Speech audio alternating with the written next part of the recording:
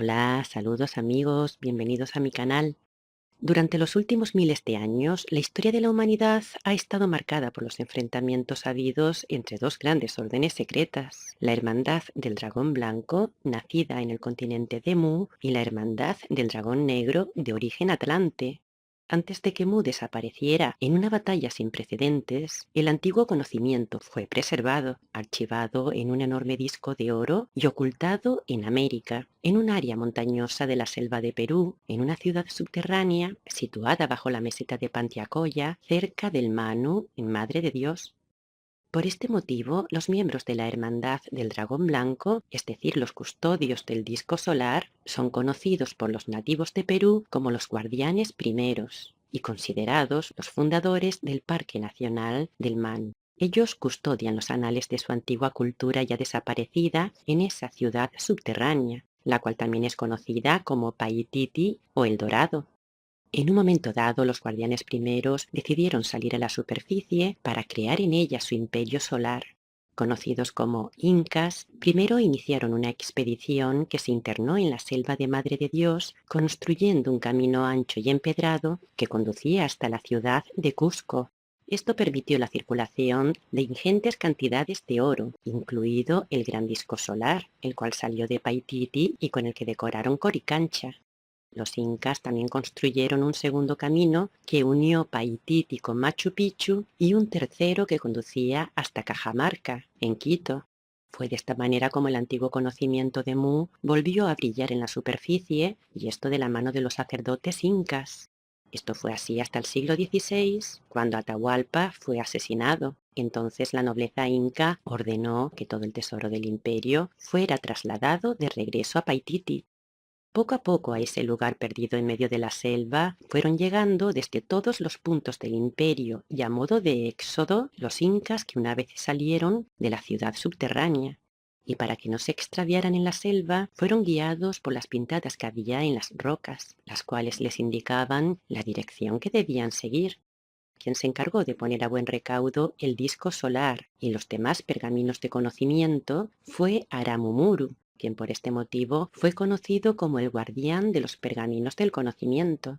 A partir de entonces, Paititi pasó a convertirse en la residencia oficial donde el Inca emperador seguía gobernando a su gente, preservando su legado depositado en el disco solar, un legado muy codiciado por los miembros de la Hermandad del Dragón Negro. Para comprender cómo la Hermandad del Dragón Negro consiguió robar el disco solar y todo el tesoro de los incas, porque lo robó, nos tenemos que remontar al siglo XVI a Japón, cuando los samuráis comenzaron a gozar de fama y prestigio entre su gente, porque ellos velaban por la seguridad de la comunidad. Pero a partir del siglo XIX comenzaron a organizarse en bandas criminales, pasando a llamarse yakuza y representando desde entonces el crimen organizado.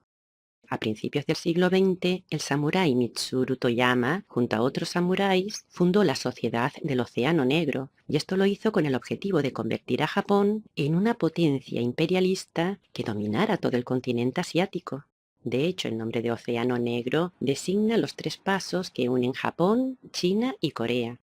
De esta orden nació en 1901 la Sociedad del Dragón Negro, también conocida como Sociedad del Río Amur, un río que también se llama Río del Dragón Negro. A esta orden perteneció un gran número de ministros de gobierno, miembros del parlamento, militares y altos oficiales, así como renombrados profesionales, convirtiéndose en una de las sociedades secretas más importantes e influyentes de Japón. A partir de la década de los 30, la Sociedad del Dragón Negro comenzó a expandir sus actividades a otros países, desarrollando una vasta red de espías, agentes y civiles de apoyo, cuyo trabajo consistía en recabar información y recursos que favorecieran las políticas expansionistas niponas. Aunque en el año 1942 agentes del FBI arrestaron a varios miembros de la Sociedad del Dragón Negro en el Valle de San Joaquín, en California, tras la capitulación de Japón en agosto de 1945, el general MacArthur permitió que los yakuza continuaran operando en alianza con los servicios secretos estadounidenses. Es decir, los principales yakuza se convirtieron en agentes secretos del gobierno de los Estados Unidos, expandiendo sus tentáculos por buena parte de América. Fue así como la Hermandad del Dragón Negro llegó a Perú de la mano de Alberto Fujimori, también conocido como el último samurái. A principios de los 90, Alberto Fujimori llegó al poder en Perú y junto a las Fuerzas Armadas dio un golpe de Estado que abolió la Constitución, cerrando el Congreso e interviniendo el Palacio de Justicia. Él fue el encargado de gobernar unas tierras que eran habitadas por los miembros de la Hermandad del Dragón Blanco, los poseedores del disco solar. Que consiguieron robarlo es algo que corroboró y denunció el ex párroco de Lares en Cusco, Juan Carlos Polentini. Cuando ejercía como párroco, Polentini pudo recorrer los caminos de los incas y hasta localizar las coordenadas exactas de la entrada a Paititi, porque esa zona se hallaba dentro de su jurisdicción parroquial. Tan sorprendido se quedó de ese descubrimiento que pensó que esta historia debía ver la luz, por lo que entregó a Alberto Fujimori toda la información de la que disponía, incluidas las coordenadas que situaba con exactitud la entrada a la ciudad subterránea. Y esto lo hizo con el objetivo de que Fujimori llevara a cabo una expedición oficial al lugar. Pero lo que realmente hizo el último samurái fue utilizar esa información para saquear la ciudad subterránea de los incas. Tras una ardua investigación, Polentini publicó en el año 1999 el libro titulado El Paititi, el Padre Otorongo, donde reveló el hallazgo de la ciudad perdida de los incas y cómo ésta había sido saqueada y su contenido llevado a Japón. Él culpó a Fujimori y a su mano derecha Vladimiro Montesinos no solo de haber robado el tesoro escondido por los incas, sino también de haber destruido toda la herencia histórica dejada por nuestros antepasados. El saqueo se produjo en el año 2000 cuando muchos helicópteros fueron vistos sobrevolando la meseta de Pantiacoya. Uno de los pilotos que formó parte de este operativo desveló 2 años después que fueron 5 los helicópteros encargados de robar el oro del Paititi, saliendo desde ese lugar en línea recta por Ica y llegando hasta un barco que los conducía a Japón. Todo esto se llevó a cabo en una operación que duró 9 meses.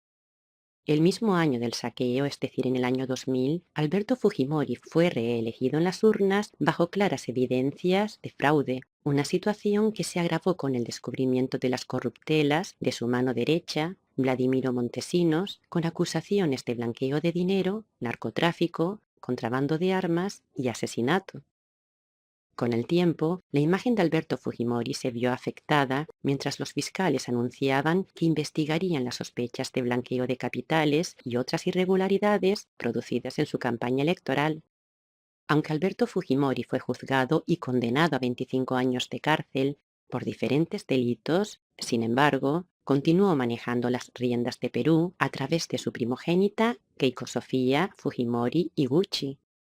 El mismo año en el que se produjo el robo del tesoro inca, un medio limeño aseguró que la por entonces primera dama, Keiko Fujimori, se había comprado una finca en la sierra de Ica, a la cual tan solo se podía acceder en helicóptero.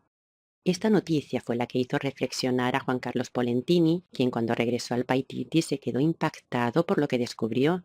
La entrada a la ciudad subterránea había sido saqueada con explosivos. Una roca que la cubría, la cual medía unos 2,5 metros de alto por 1,5 de diámetro, sencillamente ya no existía, había sido dinamitada. También habían borrado un precioso mural que reflejaba el éxodo que el pueblo inca había llevado a cabo tras la muerte de Atahualpa. Lo habían borrado absolutamente todo.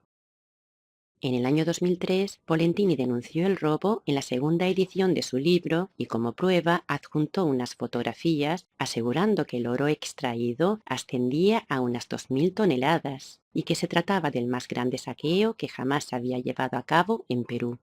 Este fue el legado de Alberto Fujimori, el cual siempre estuvo marcado por aspectos negativos, considerándose uno de los gobiernos más corruptos de la historia del país, algo que heredó su hija Keiko, convertida en primera dama en 1994.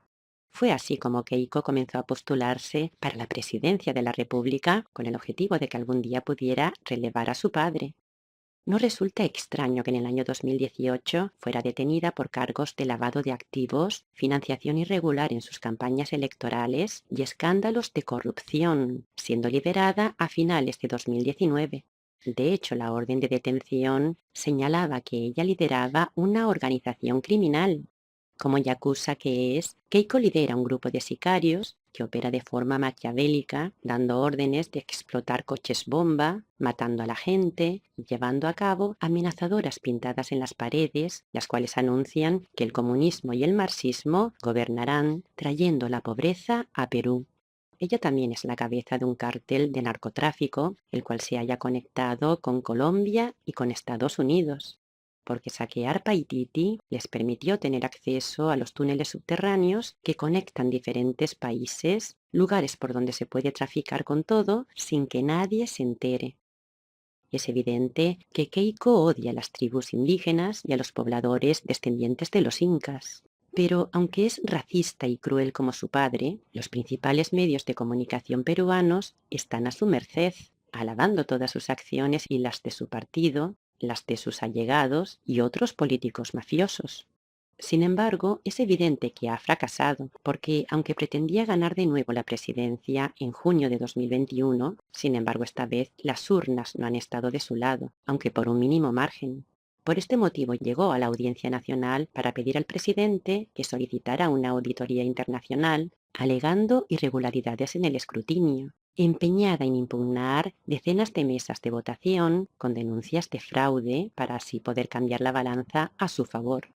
Claro, en caso de haber ganado estos comicios, el proceso judicial en su contra se había aplazado al menos hasta terminar su mandato. Pero el día 28 de junio, el Pleno del Jurado Nacional de Elecciones de Perú rechazó los expedientes de impugnación de los votos al considerar infundados los pedidos, ya que ningún observador electoral encontró indicios de irregularidades. Mientras, Keiko Fujimori continúa siendo investigada y el fiscal le pide 30 años de cárcel, lo que significa que tarde o temprano volverá al lugar del que nunca debió salir, o sea, la cárcel. Esto supone una nueva derrota no solo para Keiko y para su padre, sino para la hermandad del dragón negro. Hasta pronto, amigos.